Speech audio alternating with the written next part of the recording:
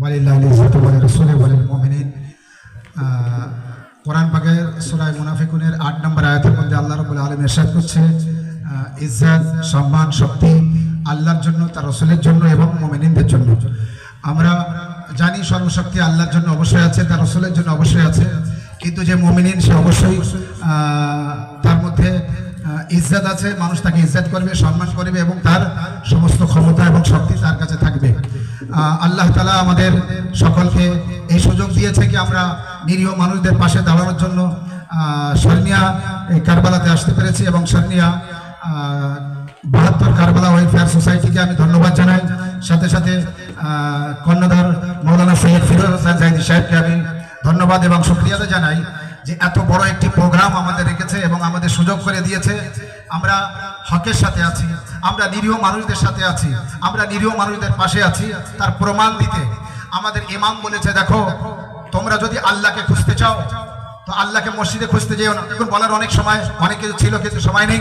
তোমরা যদি আল্লাহকে খুঁজতে চাও তো এটা মনে করো না আল্লাহ শুধু মসজিদে থাকে, না, বরং আল্লাহকে যদি খুঁজতে চাও ওই নিরীহ মানুষের পাশে যাও যে মানুষের পাশে দাঁড়ানোর কেউ নেই। ওই মানুষের পাশে দাঁড়াও যে মানুষের উপরে অত্যাচার হচ্ছে, ওই মানুষের পাশে দাঁড়াও যে মানুষের উপরে জুলুম হচ্ছে, ওই মানুষের পাশে দাঁড়াও যে মানুষ গরিব, যে মানুষ অসহায়, যে মানুষ নিরীহ, যে মানুষ পড়ে গিয়েছে উঠে দাঁড়াতে পারছে না। ওই বিধবা, ওই ইয়তীম, ওই গরিব, ওই অসহায়, ওই ফকির, ওই মিসকিন, ওই অসহায় ব্যক্তির পাশে যে দাও, যেখানে গেলে আল্লাহ পাওয়া যাবে। আমরা সব সময় মনে করি কোরআন পড়লে আল্লাহ পাওয়া যাবে, নবী নবী করলে আল্লাহ পাওয়া যাবে, মসজিদে গেলেই আল্লাহ পাওয়া যাবে।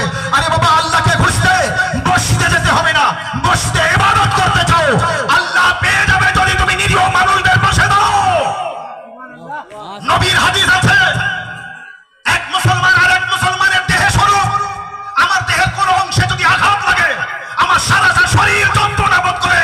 ফিলিস্তিনের নিরীহ মানুষদের উপরে আঘাত হচ্ছে, তারা যদি আমার শরীরের অংশ হয় তো তাদের যদি আঘাত করে আমার শরীরে যন্ত্রণা বোধ হওয়া উচিত।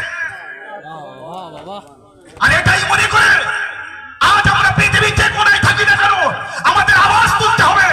যে মানুষের মধ্যে সংগ্রাম নেই, যে মানুষের মধ্যে আওয়াজ তোলার কিছু নেই, যে মানুষ আওয়াজ তুলতে পারে না, যে মানুষ স্লোগান দিতে পারে না, যে মানুষ নিরীহ মানুষের পাশে দাঁড়াতে পারে না, যে মানুষ সংগ্রাম করতে পারে না, ইনকলাব করতে পারে না, বিপ্লব করতে পারে না, সে মানুষের মধ্যে কিছুই নেই। সে মানুষ মানুষ না। যে মানুষের মুখে আওয়াজ নেই। ইমাম হুমায়ুনি রাহমাতুল্লাহ আলাইহি তিনি ইন্তেকাল করেছেন, আল্লাহ তাআলাকে জান্নাতবাসী করুক, সবাই বলুন আমিন। তিনি বলে গিয়েছেন রমজানের শেষ শুক্রবার ইয়াউমুল ইসলাম, ইসলামের দিন, ইসলাম দিবস, আর ওই দিনকে বলা হয়েছে ইয়াউমুল কুদস, পবিত্র দিন, কুদস দিবস। বলেছে ওই দিনে বিশ্বের সমস্ত মুসলমান সমস্ত মসজিদ থেকে আওয়াজ তোলো, ফিলিস্তিনে আমাদের যে বাইতুল মুকাদ্দাস আছে, বাইতুল মুকাদ্দাস আমরা আগে আযাদ ছিল, এখন আযাদ আছে, আগামী তো আযাদ করতে চাই। ফিলিস্তিনে ওই যে গাজার মুসলমানদের উপরে, নিরীহ মুসলমানদের উপরে জুলম অত্যাচার হচ্ছে, আমরা ওই জালিমদের বিরুদ্ধে আর নিরীহ মুসলমান ফিলিস্তিনের গাজার মুসলমানদের হয়ে তাদের পাশে আছি, ছিলাম এবং থাকবো। আর বাইতুল মুকাদ্দাস আমাদের ছিল, আমাদের আছে, আর আমাদের বলুন আমাদের বাইতুল মুকাদ্দাস, আমাদের বাইতুল মুকাদ্দাস, আমাদের। নারায়ে তাকবীর, নারায়ে রিসালাত, নারায়ে হায়দারি।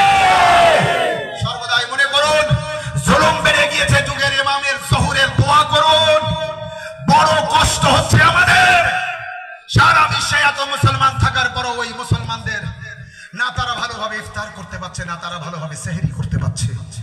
বোম গুলি বারুদের আওয়াজ, না ভালো খেতে পাচ্ছে, না পানি পাচ্ছে, না আরাম আছে।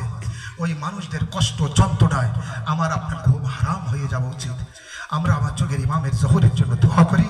ওয়া আখিরু দাওয়ানা আলহামদুলিল্লাহি রাব্বিল আলামিন।